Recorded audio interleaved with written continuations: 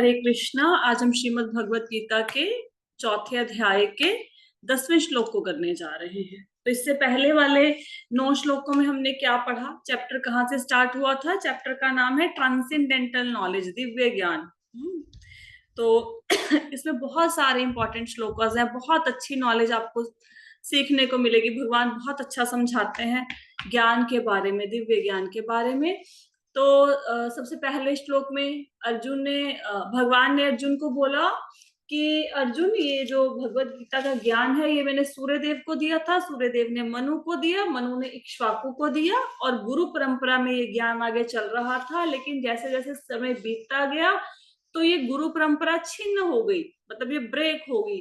तो उसको रीएस्टेब्लिश करने के लिए ये ज्ञान तुम्हें दिया जा रहा है। क्यों दिया जा रहा है? क्योंकि तुम मेरे मित्र हो और तुम मेरे भक्त हो। तो भगवत गीता को समझने के लिए भगवान का भक्त होना जरूरी है, कृष्ण को भगवान के रूप में स्वीकार करना जरूरी है। फिर अर्जुन ने यहाँ पे अपना डाउट पूछा कि आपकी एज मेरे जितनी है, सूर्यदेव बहुत समय पहले हुए हैं, तो मैं इस बात को कैसे समझूं कि आपने सूर्यदेव को ये ज्ञान दिया था। तो भगवान ने कहा, अर्जुन तुम्हारे और मेरे बहुत सारे जन्म हो चुके हैं, लेकिन मुझे सब याद है और तुम्हें कुछ भी याद नहीं है। तो भगवान कहते, मैं अजन्मा हूं, मैं अजन्मा और अविनाशी हूं। मतलब भगवान जन्म नहीं लेते, भगवान अवतरित होते हैं, जन्म नहीं लेते, लेकिन फिर भी कहते मैं प्रकट होता हूँ। अजन्मा, अजन्मा कौन होता है? जिसका जन्म नहीं होता। कहते मैं अजन्मा हूं लेकिन फिर भी मैं प्रकट होता हूँ हर युग में। क्यों प्रकट होता हूँ? भगवान कहते जब जब धर्म की हानि होती है और अधर्म बढ़ जाता है, धर्म कम होने लगता है, अधर्म बढ़ने लगता है, तब तब भगवान कहते मैं अवतार लेता हूँ। और अवतार लेने के 3 रीजंस बताए श्लोका 4.8 में। भक्तों का उद्धार करने के लिए, दुष्टों का विनाश करने के लिए और धर्म की स्थापना करने के लिए। भक्तों का उद्धार, दुष्टों का विनाश और धर्म की स्थापना, इन कारणों से भगवान प्रकट होते हैं धराधाम पे। और भगवान कहते जो मेरे अवतार की और मेरे कर्मों की दिव्य प्रकृति को जानता है, जो जानता है कि भगवान अजन्मा है लेकिन फिर भी प्रकट होते हैं, जो भगवान समझता है कि भाई जो भगवान है वो कर्मों के फल के अनुसार प्रकट नहीं होते, कि भगवान को कर्मों का फल भुगतना इसलिए प्रकट होते हैं, वो तो दिव्य है, उनको कर्मों के फल नहीं व्यापते। भगवान अवतरित होते हैं भक्तों की रक्षा के लिए। जो इन सारे कार्यकलापों को जानता है, भगवान के जन्म और कर्म के रहस्यों को जानता है, उसको क्या मिलता है? उसको भगवान का धाम मिलता है, उसका दोबारा से जन्म नहीं होता है। यहाँ तक हम लोगों ने किया। इसके बाद आज हम करेंगे श्लोका नंबर 10। श्लोका नंबर 10 है, वीतराग भय क्रोधा मन्मया मामुपाश्रितः बहवो ज्ञान तपसा पूदा मद्भाव मांगतः। तो भगवान कहते हैं आसक्ति, भय तथा क्रोध से मुक्त होकर, मुझ में पूर्णतः तन्मय होकर और मेरी शरण में आकर बहुत से व्यक्ति भूतकाल में मेरे ज्ञान से पवित्र हो चुके हैं। इस प्रकार उन सबने मेरे दिव्य प्रेम को प्राप्त किया है। तो भगवान ने अभी पहले वाले श्लोक में क्या बताया 4.9 में, कि जो मेरे जन्म और कर्म की दिव्य प्रकृति को जानता है वो मेरे सनातन धाम को प्राप्त होता है। तो अर्जुन क्वेश्चन कर सकता है ना कि भगवान क्या पहले भी कोई आपके धाम को ऐसे प्राप्त हुआ है? आपने ये कहा है जो मेरे जन्म और कर्म की दिव्य प्रकृति को जानता है वो मेरे धाम में आएगा, पहले कोई गया है? भगवान कहते बहुत से लोग गए हैं। और जो भूतकाल में मेरी शरण में आके बहुत सारे लोग पवित्र हुए हैं और मेरे धाम को गए हैं। लेकिन इसके लिए व्यक्ति का शुद्ध होना जरूरी है। उसमें 3 चीजें नहीं होनी चाहिए। कौन सी 3 चीजें हैं जो नहीं होनी चाहिए? आसक्ति, भय और क्रोध। तो अगर भगवान के धाम में जाना है तो कौन कौन सी चीजों से बचना है? आसक्ति, भय, क्रोध। और जिसने आसक्ति, भय और क्रोध का त्याग किया है वो भगवान के धाम को जा सकता है। तो कृष्ण को भगवान रूप में मानता है, भगवान की भक्ति करता है, भगवान के शरणागत होता है, वो भगवान के धाम को जा सकता है। अब आसक्ति, आसक्ति मतलब अटैचमेंट। अटैचमेंट आपको 2nd चैप्टर में पढ़ाया था ना। अटैचमेंट 2 प्रकार की होती है। कौन सी? पॉजिटिव और नेगेटिव। पॉजिटिव अटैचमेंट स्नेह और नेगेटिव अटैचमेंट द्वेष। कुछ कुछ याद है? रिपीट कर देती हूँ। देखो, जो आसक्ति होती है दो प्रकार की होती है, एक फेवरेबल और एक अनफेवरेबल। फेवरेबल का मतलब होता है जिन लोगों से हम प्रेम करते हैं उनके प्रति हमारी आसक्ति होती है, और द्वेष क्या होता है, जिन लोगों को हम पसंद नहीं करते, उनके प्रति हमारा द्वेष होता है। द्वेष भी आसक्ति ही होता है। कैसे आसक्ति होता है? जो लोगों को हम पसंद नहीं करते वो पूरा दिन हमारे दिमाग में घूमते रहते हैं, चाहे वो हमारे सामने हो चाहे ना हो, कोई फर्क नहीं पड़ता। जिस इंसान से हम प्रेम करते हैं हो सकता है उसको हम किसी टाइम पे भूल जाए, वो हमारे सामने होगा। सपोज आप अपनी बहन से बहुत प्रेम करते हो, अब सारा दिन तो बहन के बारे में सोचते नहीं रहोगे, है ना? हाँ, कभी बहन का फोन आएगा, कभी बात होगी तो आपका प्रेम जागृत होगा कि ठीक है, हाँ भाई, ये हम अपनी बहन से बहुत प्रेम करते हैं। लेकिन अगर आपका कोई ऐसा फ्रेंड है जिससे आप बहुत नफरत करते हो, या घर में है, घर में हस्बैंड वाइफ की नहीं बनती, या फिर सास बहू की नहीं बनती, तो बहू अपनी सास से अगर नहीं बनती, उसको पूरा दिन उसके बारे में सोचती रहेगी। चाहे वो उसके सामने नहीं भी है तब भी सोचती रहेगी उसके बारे में, चाहे उसने कुछ कहा चाहे नहीं कहा। होती है ना कोल्ड वॉर, होती है वो, कोल्ड वॉर चलती रहती है। तो ये जो पॉजिटिव अटैचमेंट है उसको तो फिर भी किसी तरीके से कम किया जा सकता है, हालांकि वो भी बहुत मुश्किल है। लेकिन नेगेटिव तो बहुत खतरनाक होती है। जिन लोगों से हम द्वेष करते हैं हम उनके विषय में सोचना ही नहीं छोड़ते, ये उनके विषय में सोचना छोड़ेंगे जिनसे प्रेम करते हैं, जिनसे द्वेष करते हैं, तब तो भगवान के विषय में सोचेंगे। लेकिन आसक्ति के चक्कर में ही हम लोग उलझ उलझ के रह जाते हैं। और आसक्ति किसी भी चीज से हो सकती है। संपत्ति के साथ आसक्ति हो सकती है, धन दौलत के साथ आसक्ति हो सकती है, अपने देश के प्रति आसक्ति हो सकती है, अपने घर के प्रति आसक्ति हो सकती है। अटैचमेंट, आसक्ति मतलब अटैचमेंट हो सकती है, अपने परिवार के प्रति अटैचमेंट हो सकती है। हम्म? तो आसक्ति को हमने त्यागना है। अब आसक्ति को त्यागने का मतलब ये है कि ऐसा नहीं कि अपने काम को छोड़ के बैठ जाना है, ऐसा नहीं है। काम तो करना, ऐसा नहीं है कि भाई मैंने परिवार के प्रति सारी आसक्ति त्याग दी, अब मैंने कोई परिवार की ड्यूटी नहीं देनी है, अब मैं बैठ गई हूँ, मेरी तो आसक्ति त्याग दी मैंने, ठीक है, मेरा परिवार के प्रति कोई मोह नहीं है, ऐसा नहीं बोला गया। हम्म इसका अर्थ ये है कि कर्तव्यों को त्यागना नहीं है। जो आप ड्यूटीज को परफॉर्म कर रहे हो उसको वैसे ही परफॉर्म करना है। पहले भी घर वालों का खाना बनाते थे, अब भी बनाना है। पहले भी उनकी सेवा करते थे, अब भी सेवा करनी है। पहले भी बिजनेस चलाते थे, अब भी बिजनेस चलाना है। इसको त्यागना नहीं है, लेकिन कर्मों के फलों के साथ अटैच नहीं होना। आसक्ति त्यागनी है, अटैचमेंट त्यागनी है, लेकिन कर्मों के फलों के साथ अटैचमेंट त्यागनी है, कर्मों को नहीं त्यागना। जैसे अर्जुन है, अर्जुन क्यों युद्ध नहीं करना चाहता? क्योंकि उसकी आसक्ति है। किसमें आसक्ति है? कि ये द्रोणाचार्य मर जाएंगे, भीष्म पितामह मर जाएंगे, है ना? तो भगवान क्या कह रहे हैं कि इस आसक्ति को त्याग दो। ये जो तुम्हारा बंधु बांधवों के प्रति आसक्ति है उसको त्याग दो। लेकिन ये नहीं कह रहे कि युद्ध छोड़ दो, कहते युद्ध करो।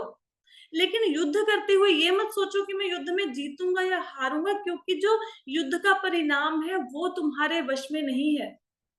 युद्ध का जो परिणाम है वो तो भगवान के हाथ में है। तो काम करना है, ड्यूटीज को नहीं त्यागना। आसक्ति का मतलब ये नहीं है कि घर के कामकाज या बाहर के कामकाज छोड़ के बैठ जाए, कर्मों के फलों के प्रति आसक्ति को त्यागना है। अब जब आसक्ति की बात हो रही है, ड्यूटीज की बात हो रही है, ड्यूटीज के साथ जो हमारे रिजल्ट है उनको त्यागने की बात हो रही है, तो हम थोड़ा सा जानते हैं कि जो हमारी ड्यूटीज है वो कौन कौन सी होती हैं। तो हमारी ड्यूटीज, ये देखो लिखा है ना, always perform your duty efficiently without attachment to the results, because by doing work without attachment what attains the supreme। मतलब ड्यूटीज को नहीं छोड़ना है, रिजल्ट को छोड़ना है। ठीक है, ये तो हम लोगों ने भी डिस्कस किया। अब जब ड्यूटीज की बात आई तो ड्यूटीज कौन सी होती हैं, कर्तव्य कौन कौन से होते हैं? ड्यूटीज, कर्तव्य होते हैं दो प्रकार के, आर्थिक और परमार्थिक। आर्थिक कर्तव्य कौन से होते हैं? आर्थिक कर्तव्य होते हैं शरीर के स्तर पर। अब हम लोगों ने शरीर को भोजन तो देना है ना, भगवान ने शरीर दिया, अब शरीर को भोजन नहीं देंगे तो कल को बीमार पड़ जाएंगे, बिना खाए मृत्यु हो सकती है, फिर कैसे भक्ति करोगे? तो शरीर के स्तर पर काम करने होते हैं ना कुछ। अब जो शरीर के स्तर पर काम करने हैं, ये कौन से काम करने हैं, कैसे काम करने होते हैं? ये काम करने होते हैं वर्ण और आश्रम के अनुसार। वर्ण क्या होते हैं? कौन कौन से 4 वर्ण हैं? कौन बताएगा? किसी को पता है 4 वर्ण? हाँ जी बताओ। ब्राह्मण क्षत्रिय और ब्राह्मण क्षत्रिय शूद्र और वैश्य। वैश्य, ठीक है, ये हो गए 4 वर्ण। ये बहुत बार हम लोगों ने डिस्कस किया, ब्राह्मण क्षत्रिय वैश्य शूद्र, बहुत पुराने क्लासों में भी डिस्कस किया।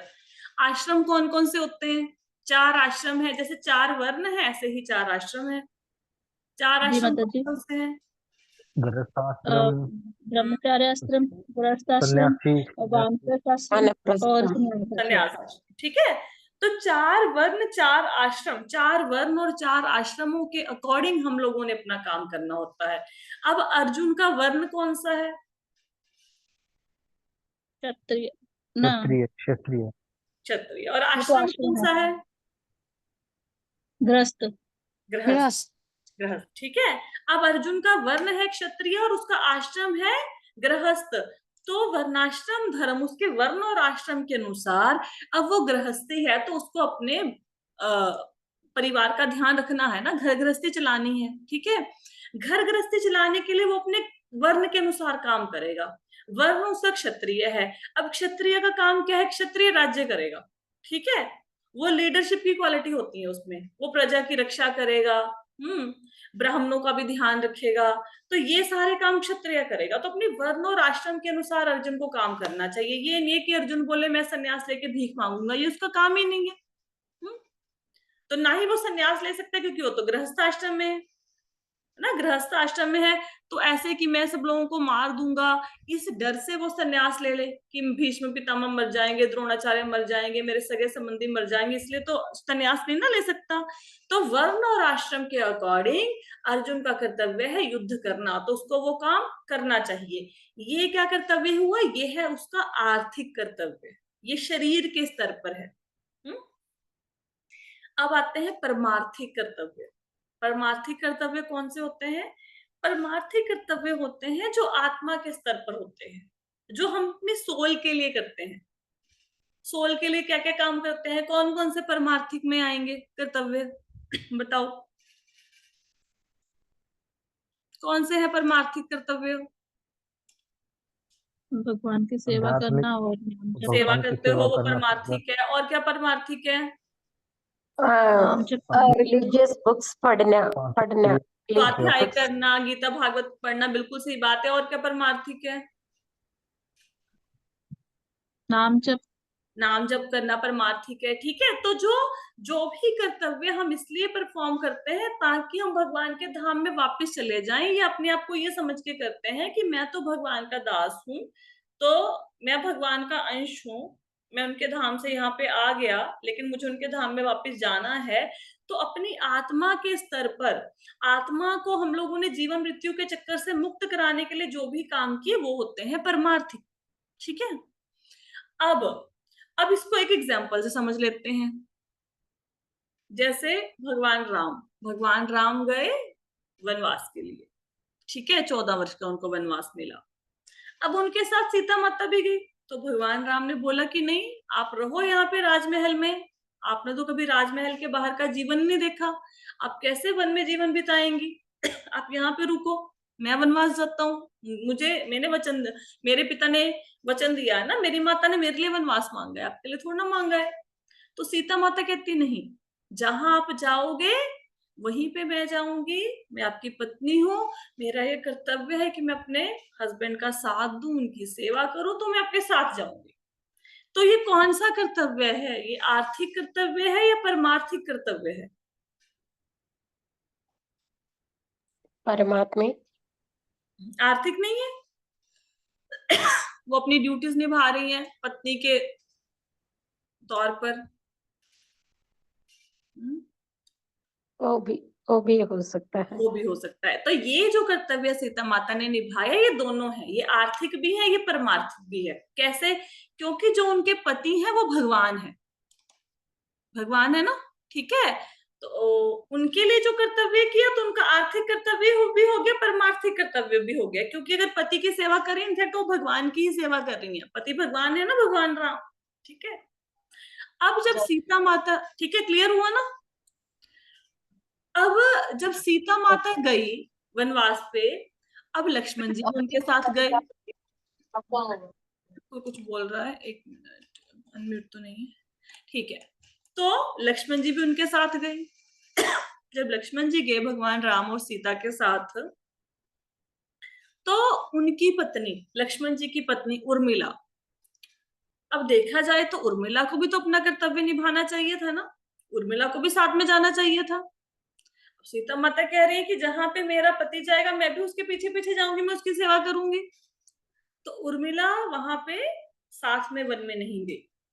क्यों नहीं गई? क्योंकि उन्होंने सोचा कि जो मेरे पति जा रहे हैं वन में, वो इसलिए जा रहे हैं कि वो भगवान राम और सीता माता की देखभाल कर सके, उनको सपोर्ट कर सके, उनकी सेवा कर सके।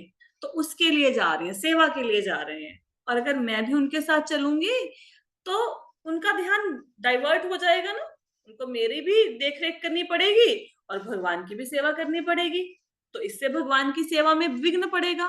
ठीक है, तो उर्मिला जी लक्ष्मण जी के साथ नहीं गई, वो अयोध्या में रही।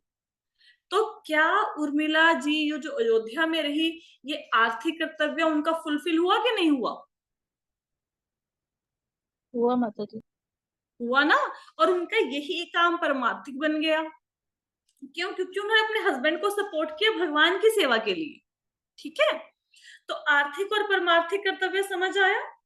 आर्थिक जो हम शरीर के स्तर पर करते हैं, शरीर से मतलब जैसे हमारे शरीर के साथ जुड़े हुए शरीर के संबंध है, पति है, पत्नी है, बच्चे हैं, रिश्तेदार हैं, नेबर्स हैं, सब कुछ है ना, तो उनके लिए हम कुछ ना कुछ कर्तव्यों का निर्वहन करते हैं ना, तो वो सारे आर्थिक कर्तव्य हो गए। और जो भक्ति से रिलेटेड कार्य करते हैं, भगवान की सेवा से रिलेटेड, परमार्थिक हो गए वो।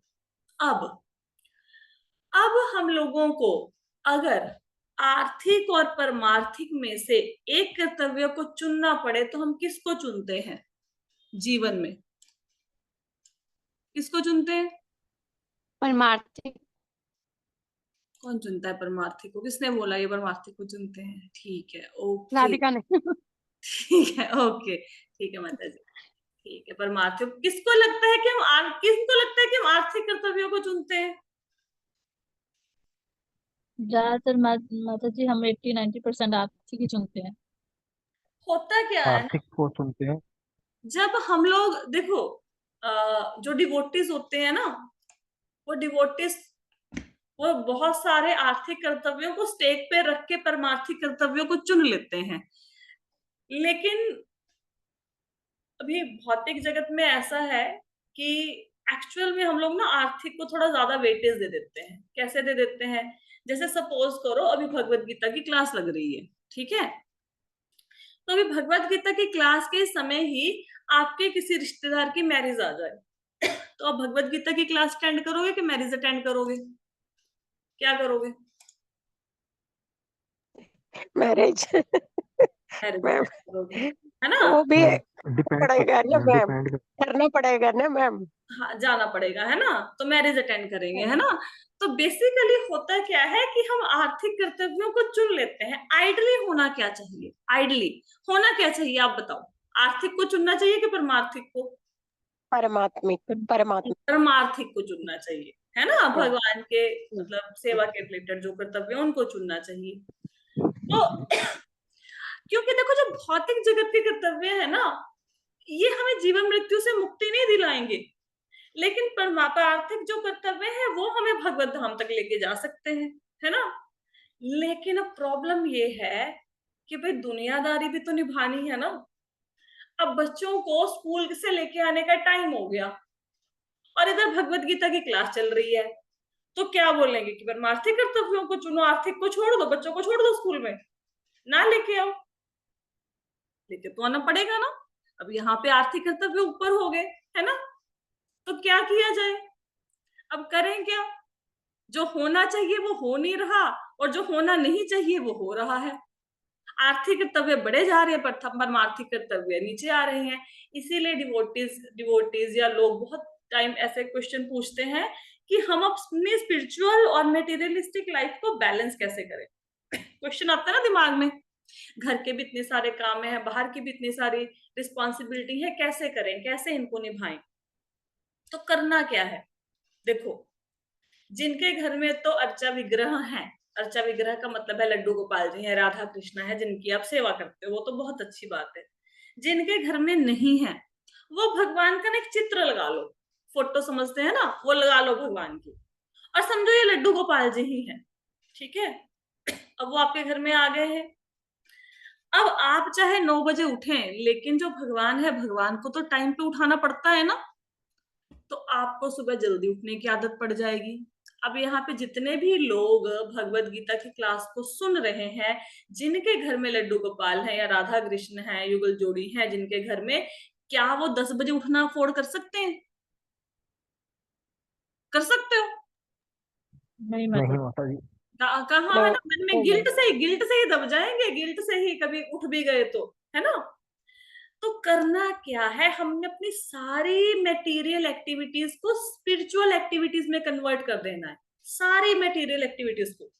कैसे करेंगे, देखो सबसे पहले तो एक तरीका तो बता दिया ना, कि घर में ले आओ आप, एक लड्डू गोपाल जी नहीं ला सकते कोई बात नहीं, एक चित्र लेके आओ और सोचो यही लड्डू गोपाल जी। अब सुबह उठेंगे, जल्दी सुबह उठेंगे तो लड्डू गोपाल जी अब घर में आ गए हैं, कृष्णा घर में आ गए, तो कुछ प्रसाद भी लगाएंगे उनको। अब प्रसाद लगाएंगे तो प्रसाद खाएंगे भी, खाएंगे तो बुद्धि चेंज भी होगी। अब शाम को आके भी प्रणाम करेंगे। तो धीरे धीरे जो मेटेरियलिस्टिक लाइफ चल रही थी, धीरे धीरे उसमें स्पिरिचुअलिटी का कंटेंट ऐड हो गया, ठीक है। दूसरी बात, आप क्या सोचो कि अब ये जो लड्डू गोपाल जी है, जब हमारे घर में कोई आपने चित्र रखा, या जो राधा कृष्णा है, घर के मालिक आज से ये हैं, हम घर के मालिक नहीं, ठीक है। अब घर के मालिक हो गए आपके राधा कृष्णा, ठीक है। तो घर के मालिक अगर राधा कृष्णा है, तो क्या घर की सफाई नहीं करोगे? गंदे घर में रखोगे भगवान को? नहीं रखोगे ना, सफाई करोगे ना। वो लड्डू गोपाल जी हैं, वो घूमते घूमते कहीं पे भी जा सकते हैं, है ना, सूक्ष्म रूप से तो पूरे घर में घूम रहे हैं। तो अब आपकी सफाई क्या होगी, ये आर्थिक होगी या परमार्थिक होगी? माता क्या होगी ये सफाई करना घर की? परमार्थिक हो गई ना, ठीक है। काम वही करना है, लेकिन भाव चेंज हो गया अभी, ठीक है। अभी हम लोग रात को सोए, सबसे तमोगुनी वाला काम तो सोना ही है ना। अब हम रात को सोए, आगे तो ये आर्थिक कर्तव्य है शरीर के स्तर पे, लेकिन अब क्या बन गया, परमार्थिक। क्योंकि भाव क्या है कि भाई रात को जल्दी सोएंगे तभी तो सुबह उठ के लड्डू गोपाल जी को उठाएंगे, तभी तो सेवा करेंगे, तभी तो हम लोग सुबह उठेंगे ताकि फ्रेश होके उठे और जाप करते हुए हमें नींद ना आए। तो नींद भी तो जरूरी है, नींद नहीं लेंगे तो शरीर खराब हो जाएगा, फिर लड्डू गोपाल जी की सेवा कैसे करेंगे? तो भी नींद आपकी क्या होगी, स्पिरिचुअल होगी या मटेरियल होगी? सोना क्या हो गया, सोना भी तो स्पिरिचुअल हो गया ना। क्यों? क्योंकि मन में भाव क्या है कि टाइम पे सोएंगे तो सुबह जाप के लिए जल्दी उठ जाएंगे, सुबह भगवान की सेवा के लिए जल्दी उठ जाएंगे। अभी आप बच्चों को पढ़ाते हो, आइडली आर्थिक कर्तव्य है। अगर आप मन में ये मान लो कि जो बच्चे हैं ये भगवान का अंश है, और कुछ देर के लिए टेम्परेरी भगवान ने इनकी कस्टडी मुझे दी है, इनकी देखरेख करने की रिस्पॉन्सिबिलिटी मुझे दी है। टेम्परेरी क्यों कहा, क्यों टेम्परेरी बोला मैंने कि टेम्परेरी आपको रिस्पॉन्सिबिलिटी दी है? क्यों ऐसा बोला बताओ? क्योंकि इस जन्म में वो आपके बच्चे हैं। राधिका माता जी, आपने कुछ बोलना है? क्योंकि वो है तो भगवान के अंश ना, वो तो हमें टेम्परेरी मिले हैं, तो टेम्परेरी मिले, भगवान अगले, ने हमें रिस्पॉन्सिबिलिटी दी है उनकी पूरी करने के लिए। बिल्कुल। और अगले जन्म में वो कोई और उनके माता पिता बन जाएंगे। कोशिश तो करो उनका अगला जन्म ही ना हो, संस्कार ही ऐसे दीजिए। अदरवाइज इस जन्म में आप माता पिता है, अगले जन्म में कोई और हो जाएंगे। वो तो कुछ देर के लिए आपको बच्चों को सौंप दिया, अपने अंश को भगवान ने आपको दे दिया कि तुम टेक केयर करो। तो अब बच्चों को स्कूल से लेके आना क्या हो गया, मटेरियल हो गया या स्पिरिचुअल हो गया? बताओ, आर्थिक हुआ या परमार्थिक? परमार्थिक। परमार्थिक। परमार्थिक हो गया, क्योंकि आपने क्या सोचा कि मेरे बच्चे नहीं है, भगवान का अंश है, मुझे तो दी है थोड़ी देर के लिए रिस्पॉन्सिबिलिटी पूरा करने के लिए। तो ये हो गया परमार्थिक। अगर आप ये सोचो मेरा बच्चा स्कूल से लेट हो गया, मेरे को लेके आना है, तो फिर वो हो गया मटेरियल। अगर सोचा भगवान का अंश है, भगवान ने इसकी रिस्पॉन्सिबिलिटी दी है, मेरे को अच्छे से इसको अच्छी अपब्रिंगिंग करनी है ताकि ये भगवान का भक्त बने, उसके लिए इसकी एजुकेशन जरूरी है, मेरे को स्कूल से लाना है, लेके जाना है, बच्चे को पढ़ाना है, तो सब कुछ स्पिरिचुअल हो गया। क्यों? क्योंकि पढ़ाते हुए मन में भाव ये रखो कि मैं भगवान के अंश को एजुकेशन दे रही हूँ, उसको पढ़ा रही हूँ ताकि वो आगे जाके गीता भागवत पढ़ सके, नॉलेज हो सके उसको। पर अगर सपोज कोई अनपढ़ बंदा है, वो पढ़ पाएगा गीता भागवत? वो तो नहीं पढ़ पाएगा। तो एजुकेशन जरूरी है ना, ठीक है। तो ये सारे कर्तव्य मटेरियल से स्पिरिचुअल हो जाएंगे अगर आप मन में एक बार मान लो कि जो लड्डू गोपाल जी या राधा कृष्णा बैठे हैं, ये घर के मालिक, हम इनकी सेवा के लिए सेवादार, हम इनके नौकर हैं, हम इनके सर्वेंट हैं। तो घर की सारी रिस्पॉन्सिबिलिटीज स्पिरिचुअल हो जाएंगी। फिर बिजनेस पे जाना भी स्पिरिचुअल हो गया, जॉब पे जाना भी स्पिरिचुअल हो गया। क्यों? क्योंकि लड्डू गोपाल जी बैठे और उनके अंश घर में बैठे हैं, तो उनको खाना खिलाना है ना, लड्डू गोपाल जी को भोग लगाना है ना, इसलिए जा रहे हैं जॉब पे। तो ये भी स्पिरिचुअल हो गया आपका, ठीक है। तो क्या सीखा हमने श्लोक से? सबसे पहले आसक्ति त्यागनी है, लेकिन ड्यूटीज को नहीं त्यागना। ड्यूटीज के से जो रिजल्ट मिलेगा उस रिजल्ट को त्यागना है, प्रॉफिट लॉस को त्यागना है, कर्तव्य को कभी नहीं त्यागना। और आर्थिक कर्तव्य और परमार्थिक कर्तव्य, इनमें बैलेंस करने की कोशिश नहीं करनी। मटेरियल लाइफ और स्पिरिचुअल लाइफ में बैलेंस करने की कोशिश नहीं करनी। आपने सारी मटेरियल लाइफ को स्पिरिचुअल लाइफ में कन्वर्ट कर देना है। जैसे ही बच्चों को लेके जाने के लिए गाड़ी को स्टार्ट किया, बोलो भगवान के अंशों को लेने जा रहे हैं। जैसे ही डस्टिंग करनी शुरू करी, मन में क्या भाव आना चाहिए? भगवान है ना घर में, उनको गंदा घर बुरा लगे ना, तो मेरा घर नहीं है, गृहस्थ आश्रम में हूँ, ये घर नहीं है, ये आश्रम है, हमने सफाई कर, ठीक है। बर्तन साफ कर रहे हो भैया, बर्तन साफ होंगे तभी तो लड्डू गोपाल जी का भोजन पकेगा। बस ये सिर्फ भाव चेंज करना है, सिर्फ भाव, सारे के सारे आपकी मटेरियल लाइफ स्पिरिचुअल हो जाएगी। क्लियर? आगे आसक्ति को त्यागना, एक तो आसक्ति समझ आ गया। फिर है भय। आसक्ति का भय और क्रोध से डायरेक्ट रिलेशनशिप है। कैसे डायरेक्ट रिलेशनशिप है? देखो, जिस प्रपोर्शन में, जिस रेशो में, जिस अनुपात में आपकी किसी भी व्यक्ति के प्रति, वस्तु के प्रति आसक्ति होती है, उसी अनुपात में उस व्यक्ति या उस वस्तु को लेकर आपका डर और क्रोध भी होता है। कैसे समझेंगे? सपोज आपकी मोबाइल फोन से बहुत ज्यादा आसक्ति है, तो जैसे ही मोबाइल फोन गिरा जमीन पे, तो ऐसा लगता है मोबाइल फोन नहीं गिरा, हमारा बच्चा गिर गया है। लगता है कि नहीं लगता ऐसा? फटाफट से देखो, स्क्रीन तो नहीं टूट गई, खराब तो नहीं हो गया है ना। गाड़ी से आसक्ति है, तो गाड़ी जैसे ही किसमें लगी, तो घर पे भी जाते हो, नॉर्मली हस्बैंड या वाइफ एक दूसरे को कई बार मजाक में भी ये पूछते हैं ना कि गाड़ी कहीं पे लग गई, तो वो बोलेंगे गाड़ी को तो कुछ नहीं हुआ ना, तुम तो सामने हो, गाड़ी तो ठीक है। ऐसा होता है ना कई बार। तो जिस अनुपात में आपकी किसी भी वस्तु से आसक्ति है, उतना ही आपके अंदर डर होता है उस वस्तु को खोने का। अगर बच्चों में बहुत ज्यादा आसक्ति है तो बहुत ज्यादा मन में डर रहेगा उनके करियर को लेकर। और अगर बच्चों का करियर या उनके मार्क्स आपके अकॉर्डिंग ना आए, तो क्या आता है? एंगर आता है, क्रोध आता है।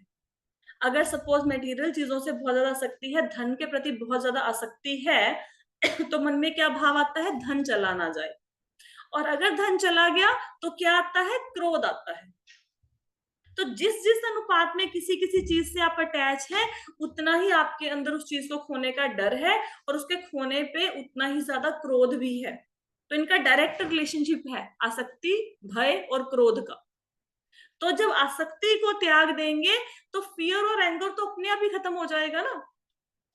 जैसे ही आसक्ति का त्याग किया, डर भी खत्म और फिर गुस्सा भी खत्म।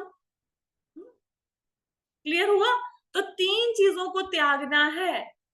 भगवान के शरणागत होना है तो 3 चीजों का त्याग करना पड़ेगा। कौन कौन सी? आसक्ति, भय, क्रोध, अटैचमेंट, फियर, एंगर। इनको जब त्याग देंगे, शुद्ध हो जाएंगे, तो क्या मिलेगा? फिर हम भगवान के दिव्य प्रेम को प्राप्त करने के योग्य हो जाएंगे। क्लियर हुआ? एक बार श्लोक पढ़ लें। आसक्ति भय तथा क्रोध से मुक्त होकर मुझ में पूर्णतः तन में होकर और मेरी शरण में आकर बहुत से व्यक्ति भूतकाल में मेरे ज्ञान से पवित्र हो चुके हैं। इस प्रकार से उन सबों ने मेरे प्रति दिव्य प्रेम को प्राप्त किया है। जैसे ही आसक्ति भय और क्रोध को आप त्याग देंगे, उसके बाद मन भगवान में लगने लग जाएगा। एक बार अगर मन में ये भाव ले आए ना कि हम भगवान के सर्वेंट, हमारे स्वामी भगवान, तो हर चीज फिर भगवान के नाम पे जो अपने देखनी शुरू कर दी, हर चीज में भगवान को देखना शुरू कर दिया, तो फिर उसको कहते हैं समाधि। यही समाधि है। समाधि मीन्स व्हाट? समाधि का मतलब ये है कि आप सोते जागते काम करते आपके मन में कृष्णा घूमने शुरू हो जाए। आप काम कर रहे हो, आपके मन में ये आना चाहिए, अरे मैंने लड्डू गोपाल जी को आज नहलाया लेट, मतलब वो लेट हो गए, उनको स्नान नहीं करवाया। काम करते करते मन में आना चाहिए मैंने भोग नहीं लगाया। काम करते करते आना चाहिए मेरी चैंटिंग मिस हो गई, या काम करते करते मुझ से बरबस हरे कृष्णा मंत्र निकलना चाहिए। अगर ये सब कुछ आपके साथ हो रहा है तो समाधि ही है वो। ठीक है, श्लोका क्लियर हुआ? आगे चले, कोई डाउट तो नहीं है भाई? आगे चलते हैं। श्लोका 4.11 ये यथा मां प्रपद्यन्ते तांस तथैव भजाम्यहम् मम वर्तमान वर्तन्ते मनुष्यः पार्थ सर्वशः। बहुत ही पॉपुलर श्लोक है भगवद गीता का। जिस भाव से सारे लोग मेरी शरण ग्रहण करते हैं उसी के अनुरूप मैं उन्हें फल देता हूँ। हे पार्थ, प्रत्येक व्यक्ति सभी प्रकार से मेरे पथ का अनुगमन करता है। भगवान कहते कि जो जिस भाव से मेरी शरण ग्रहण करता है मैं उसी प्रकार उसको रेसिप्रोकेट करता हूँ। कैसे करते हैं? देखो, जैसे हनुमान जी हैं। हनुमान जी भगवान के साथ रिलेशनशिप बनाया उन्होंने। कौन सा? दास का। ठीक है, कि मैं भगवान का दास। जब भगवान का संदेश लेके हनुमान जी गए लंका में, तो रावण ने पूछा आप कौन हो? तो उन्होंने बोला मैं भगवान राम का दास हूँ, मैं कौशलेंद्र का दास हूं। तो उन्होंने दास कहकर अपनी पहचान करवाई। तो क्योंकि उन्होंने भगवान के साथ अपना रिलेशनशिप बनाया दास्य भाव में, तो भगवान क्या कहते हैं? हे हनुमान, तुमने मेरी जो सेवा की है उस ऋण से मुझे उऋण करो, तब मैं तुम्हें अपना जीवन समर्पित कर दूंगा। तुम्हारी सभी प्रकार की श्रद्धा भक्ति के लिए मैं सदैव तुम्हारा ऋणी रहूंगा। तो वाल्मीकि रामायण में भगवान कहते हैं कि हनुमान तुम्हारा कर्जा है, मैं इस कर्जे को उतार नहीं सकता, इतनी तुमने मेरी सेवा की है। और क्योंकि हनुमान जी ने 100% सरेंडर किया भगवान को, तो भगवान भी 100% हनुमान जी की होगी। और किस भाव में हुए? दास्य भाव में। वो स्वामी है और वो सेवक है। अब गोपियां हैं, गोपियां भगवान से कैसे जुड़ी? वो जुड़ी माधुर्य रस में, तो उन्होंने भगवान को समर्पित कर दिया अपने आप को। तो भगवान क्या कहते कि भगवान कहते गोपियों से कि मैं तुम्हारे ऋण से मुक्त नहीं हो सकता हूँ। गोपियों ने कभी कुछ मांगा नहीं भगवान से। वो गोपी गीत गाती हुई भी कहती हैं, सुरत नाथ ते अशुल्क दासिका वरधनिघ्नतो नेह किम वदः। तो गोपियां कहती हैं कि भगवान हम आपकी बिना मोल की दासियां हैं, निशुल्क दासियां। निशुल्क कौन होता है? जो कार्य भी करे, सेवा भी करे और बदले में सैलरी भी ना मांगे। तो गोपियां बिना शुल्क के भगवान की दासियां हैं। निष्काम भाव से उन्होंने भगवान की भक्ति करी, 100% सरेंडर किया, तो भगवान ने भी 100% अपना सरेंडर कर दिया। तो जितने कदम हम भगवान की तरफ बढ़ाएंगे उतने कदम भगवान भी हमारी तरफ बढ़ाएंगे। अगर हम 10 कदम बढ़ाएंगे, भगवान भी 10 कदम बढ़ाएंगे हमारी तरफ। अगर हम 10% सरेंडर करेंगे तो भगवान भी 10% हमें रेसिप्रोकेट करेंगे। अगर हम 20% सरेंडर करेंगे तो भगवान भी 20% का आदान प्रदान करेंगे। तो जिस भाव में माधुर्य रस, वात्सल्य रस, साख्य रस, दास्य रस, जिस रस में हम भगवान के साथ आदान प्रदान करेंगे, उसी रस में भगवान, जितना हम भगवान के शरणागत होंगे, उसी भाव में, उसी अनुपात में भगवान भी हमारे साथ आदान प्रदान करेंगे प्रेम का। जैसे अर्जुन है, अर्जुन भगवान को अपना मित्र मानते हैं। लेकिन जैसे ही महाभारत का युद्ध शुरू हुआ, उन्होंने क्या बोला? उन्होंने कहा कि भगवान अब मेरी बुद्धि भ्रमित हो गई है, मुझे नहीं समझ आ रहा क्या मैं क्या करूं, अब मैं आपको गुरु मानता हूं, आप मेरे गुरु हैं, मैं आपका शिष्य हूं, आप मुझे ज्ञान दीजिए। तो भगवान ने इमीडिएटली मित्र वाला प्रोफाइल को साइड पे कर दी और भगवान अभी गुरु बन गए हैं। तो जिस भाव से आप भगवान के साथ रिलेशनशिप बनाओगे, जिस भाव से जितना सरेंडर करोगे भगवान के साथ, उसी भाव से भगवान आपको रेसिप्रोकेट करेंगे, आदान प्रदान करेंगे। जिस अनुपात में आप भगवान को सरेंडर करेंगे, उसी अनुपात में भगवान भी आपसे प्रेम करेंगे। तो अपने अपना भाव क्लियर रखना है, आपको पता होना चाहिए हम भगवान के साथ किस भाव से जुड़े हैं और किस हद तक हम भगवान को सरेंडर करते हैं। ठीक है जी, 2 श्लोका हुए आज हमारे। कुछ समझ आया सबको? क्लियर हुआ? जी माता जी। Yes ma'am, yes.